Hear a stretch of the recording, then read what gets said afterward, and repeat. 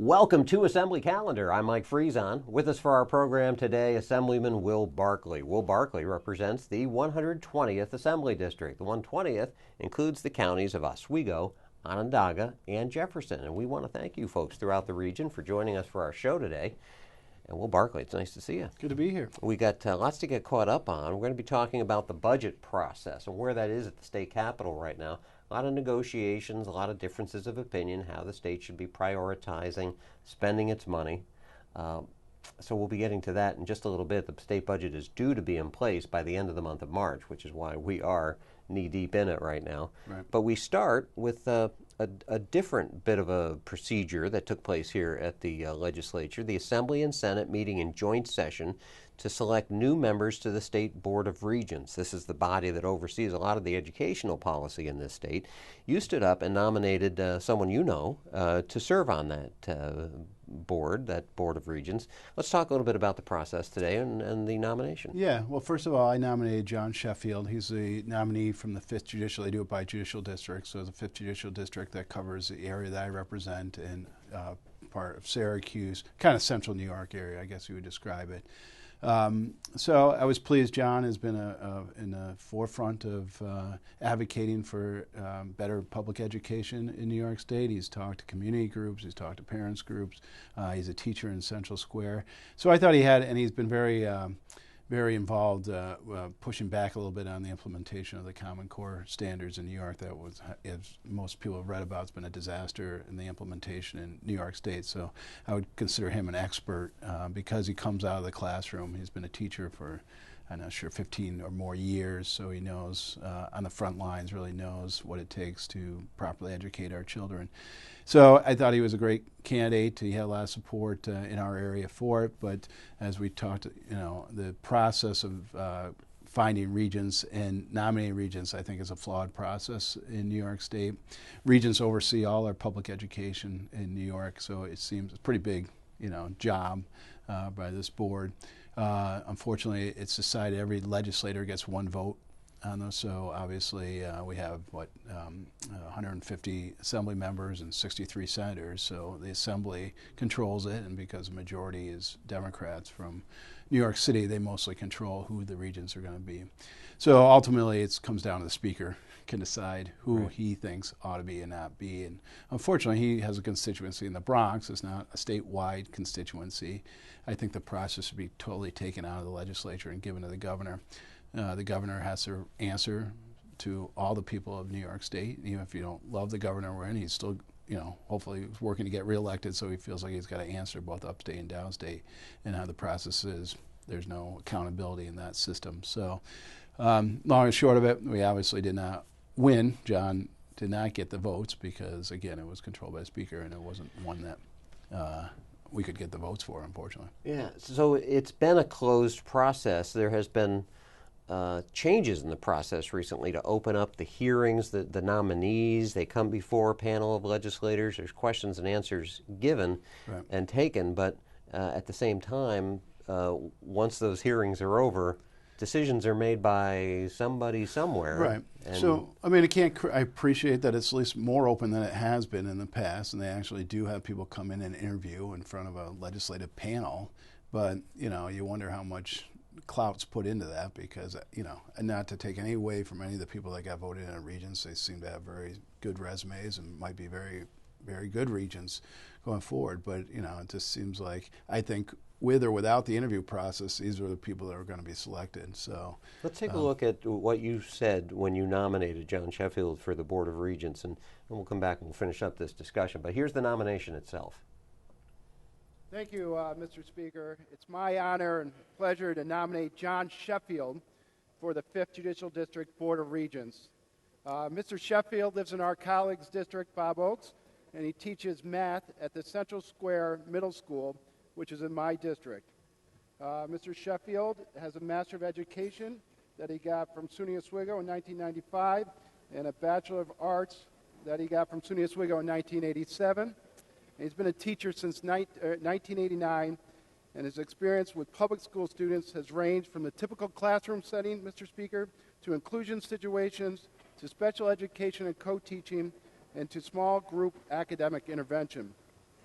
As you can see from his experience, Mr. Sheffield has a wide breadth of classroom experience, which will serve him very well on the Board of Regents. In addition, anyone in Central New York area who follows education knows that Mr. Sheffield is very active, speaking out on public education issues. He regularly addresses boards of education and parent and community groups, and he's written numerous essays, papers, and articles on public education.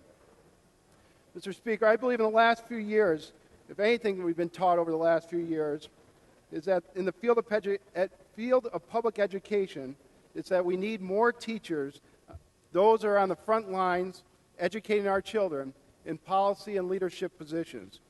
I'm confident that Mr. Sheffield has the experience and characteristics that would make him an excellent addition to the Board of Regents, and accordingly, Mr. Speaker, I'm honored to nominate him for the position of the 5th Judicial District Board of Regents position. Thank you, Mr. Speaker. Now, I wanted to show that. It dovetails with what you were saying about the candidate before, well qualified. And I'm sure the person who won the position also has a good resume and is also well qualified. But by having the Speaker being the final say on whoever is going to be members of the Board of Regents, I mean, that really kind of gives him the chance to load the board with like-minded people or people who have the same philosophies of on educational issues that he has.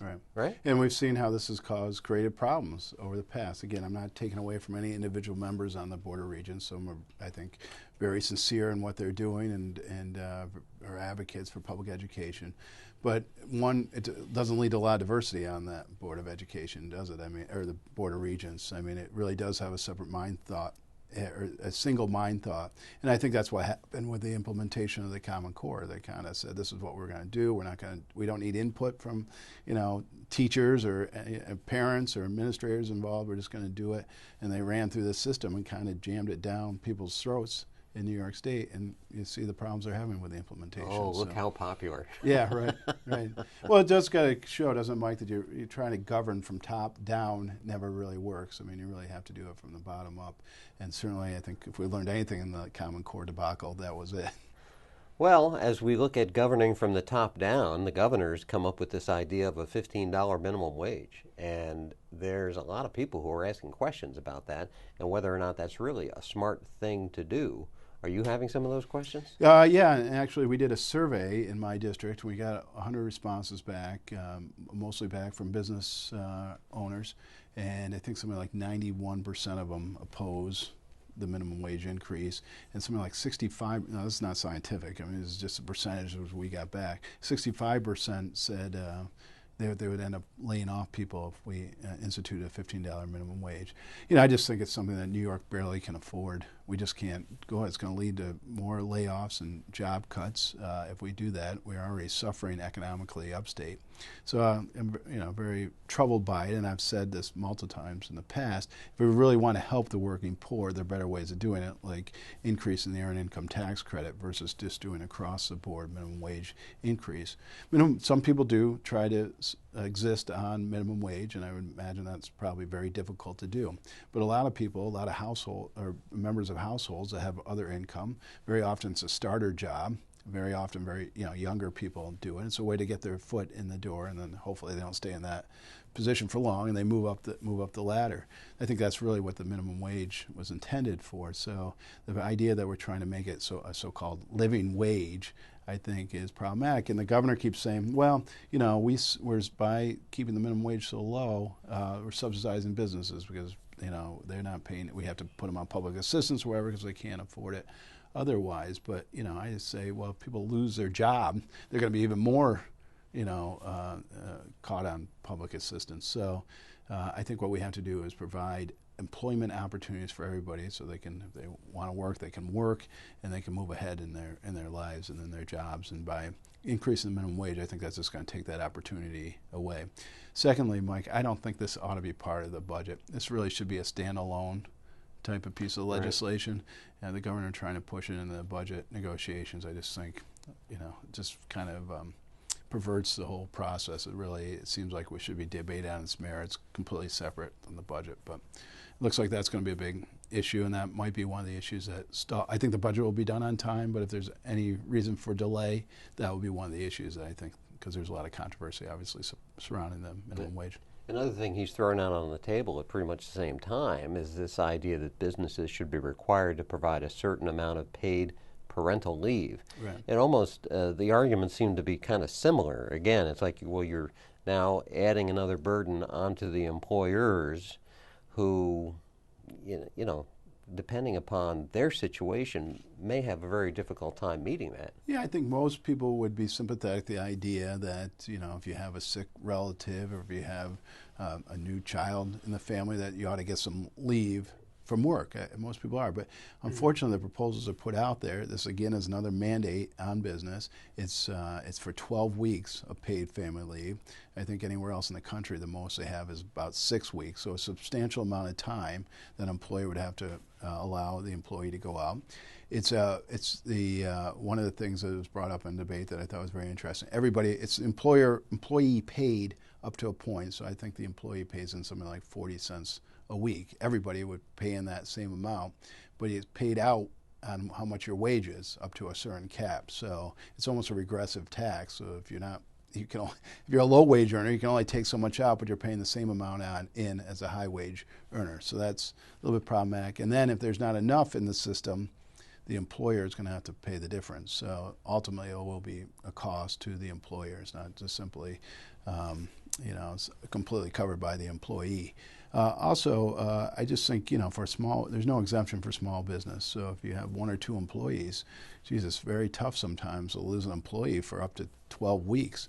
That could cause real hardship on smaller business. One thing, if you're a business that has 500-600 employees, losing 1 employee is probably not, something you can probably manage within the abilities of the company. But 2 or 3 employees, what do you do if you're 1 employee? What do you do if they left for 12 weeks? So, plus, I would think the bookkeeping practices on the part of the mom and pop donut shop down the road are going to be a whole lot different than the local Walmart. And to think that you're besides the inconvenience of losing the employee, it's just a whole different expense that you're going to be required to do. I know not all companies are good, but I think most people, if you're a good employee, the employer tries to work with you, particularly in small businesses. So I'm not sure this is a mandate that's desperately needed out there. So, if nevertheless, I think there's room for compromise on this, but the proposal that got passed in the Assembly, I think, is at one extreme. We have to reel that in a little bit and maybe knock off some of the more egregious provisions, like maybe not 12 weeks, maybe not have it mandated on small business, and then look in how it's actually going to be funded a little bit better. Got about a minute left here. School funding, another, it seems every budget go around, that's one of the big issues. Yeah, it will be. I feel better about this year than I have in years past, just because, one, we have some revenue now in the state. I think the gap elimination adjustment the governor's proposing to get rid of that over 2 years. I think the legislature will get rid of it this year, which would be beneficial for upstate schools. We also have to increase, interestingly, in my district, some schools really, getting rid of the gap elimination adjustment doesn't really help them. They need an increase in foundation aid, so I think it'll be a mix. I think we'll get rid of the GEA, and I think we'll also see a good increase with the foundation aid. You sound basically optimistic about this budget being not too bad and being in place by that March 31st deadline. I think so. Am I getting a right read off of you? Well, again, anything can happen. I'm usually wrong about everything, Mike. But I think I feel more optimistic about it this year than I have in other years. And we have had a good run at it. I mean, what is this? I don't know what number this is that we've had on time. It's been a budget. few now. Quite a few. So, and I don't see something, holding it up, but who knows? This is Albany. It's Albany. You never know. Yeah. Will Barclay, thanks as always for joining us. We want to thank you folks, too, for spending your time. We'll see you again soon for our next edition of Assembly Calendar.